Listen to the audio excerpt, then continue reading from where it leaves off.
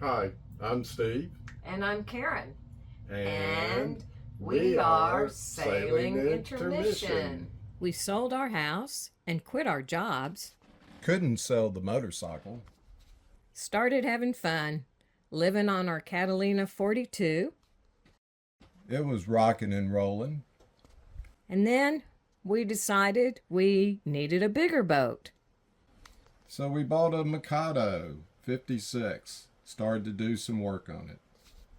Home sweet home now. We've had some rough times and some great times so far. And we hope you join us and subscribe. We love sharing our adventure with y'all.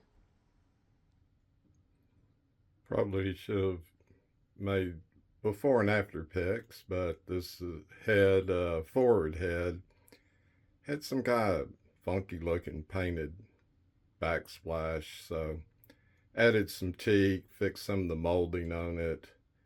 I think it looks much better. It's below the mess and chest there. You must think all we do is DIY. In some ways, that's true. But we do have a nice place to walk at our current location. This is my favorite manatee watching spot.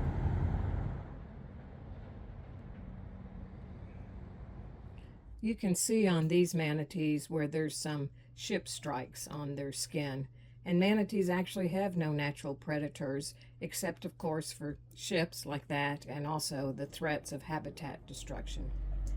I know that you know that I love manatee. I think they're just so cute and so awesome. They can actually hold their breath for 20 minutes. They do that when they're sleeping or resting. So if you see one that's just lying in the water and their little nose pops up and then goes down, they're down for another 20 minutes. If they're swimming or moving, they have to come up every 3 to 5 minutes to breathe. And they're loosely related to elephants. Their noses are prehensile. It's cool. And I can see by the TikTok, it's time to take a walk and see if we can find some more manatee. But first, I better change you to some shorts. Backing up, the previous owner had painted white over this African mahogany. In our attempt to strip this some kind of latex, I guess they used a primer to make it stick to this beautiful African mahogany. So in an attempt to strip it off, we're going to look at doing this section here next to the fridge. So we'll have nice African mahogany the whole way across.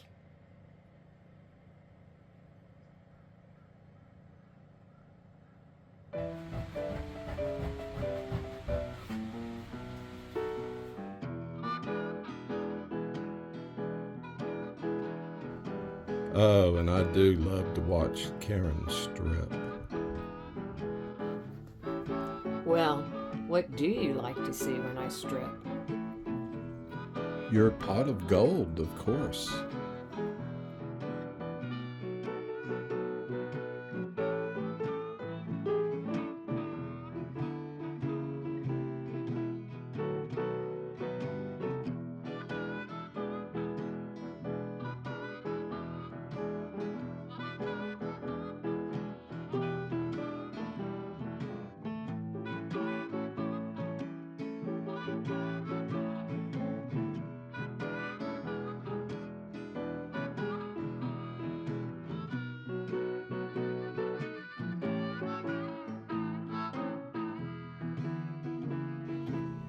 We tried using a heat gun, but it just didn't work as well as this Jasco paint and epoxy stripper.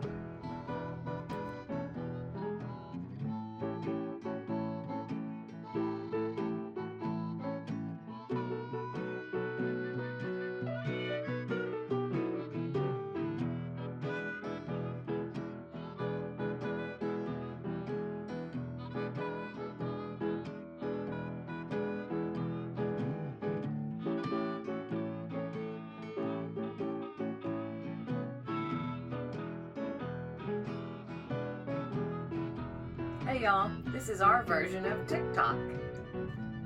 Here's a little simple diagram of the hydraulic system on the boat. We're going to have the hydraulic fluid power bled to get the air out. In our hydraulic steering system, the helm pump connected to the steering wheel is manual. You turn the wheel, it pressurizes the hydraulic fluid that flows back to the control for the rudder. This is a Type 2 Refinishing hydraulic pump. It works with the autopilot. So the steering is manual. The autopilot unit actuates the Refinishing pump, which controls the rudder. And in this photo, you see the hydraulic linear drive that's connected to a quadrant that's connected to the rudder post that actually does the moving.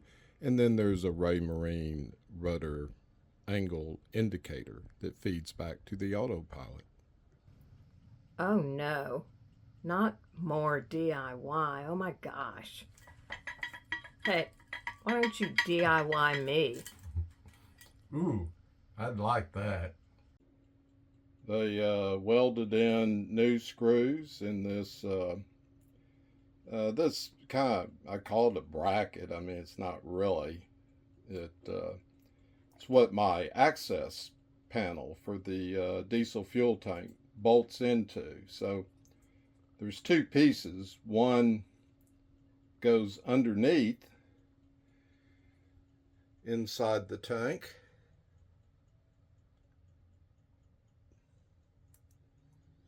and the other one's on top. It's beautiful.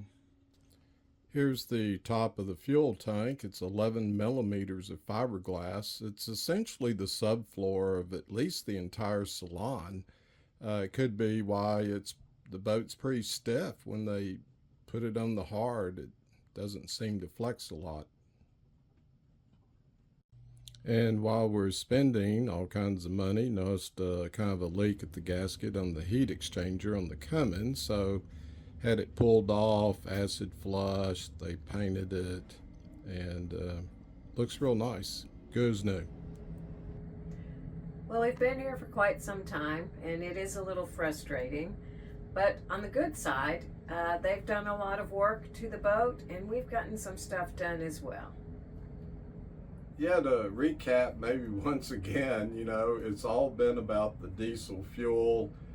We got water in it, quite a bit of water in it. Had it polished, that didn't work. We were towed into a boatyard. They actually pumped out all 170 gallons and discarded it. Cleaned our fuel tank, have made new, repaired new flanges for it, and countless other things to the fuel system. We also, of course, had some flushes done and our heat exchanger and all this kind of stuff.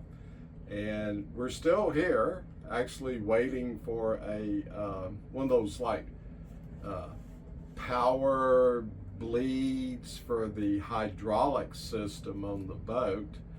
And we're waiting. We've been waiting for a couple of days. They're busy. We're good. We don't really have a great weather window anyway, so.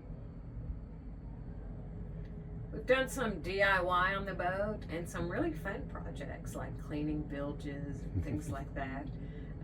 But it is time to move on. Like Steve said, we've actually missed a couple of nice weather windows, and they are super busy here. We are hoping that it works, that they finish what they need to finish on Isabella, and we have a nice window the next day. But the next few days don't look great weather-wise, so we're not rushing them.